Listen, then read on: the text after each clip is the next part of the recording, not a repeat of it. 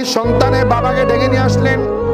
ডেকে আনার পরে আল্লাহ নবী ইরশাদ করলেন, হে আল্লাহর বান্দা, হে আব্দুল্লাহ, এটা তোমার কে বলে? এটা আমার সন্তান।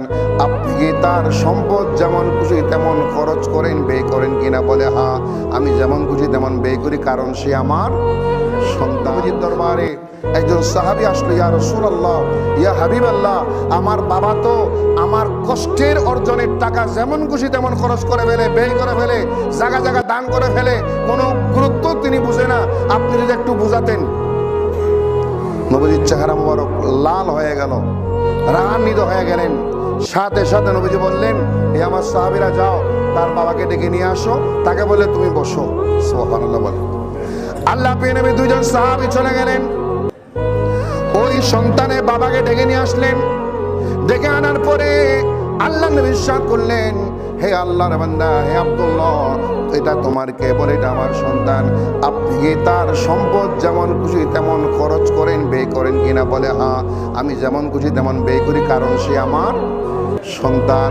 আল্লাহ নবী ইরশাদ করলেন, হে আল্লাহর, হে আমার সাহাবীরা, শোনো, এই মুহূর্তে তার ঘরে যত মালামাল আছে, যত সম্পদ আছে, সব তালাবদ্ধ করে দাও, ক্রোক করে ফেলো। আদেশ আসলো বিচারিক আদালত থেকে। আল্লাহর নবী আদেশ দিলেন, তার মালামাল জব্দ করা হলো, ক্রোক করা হবে।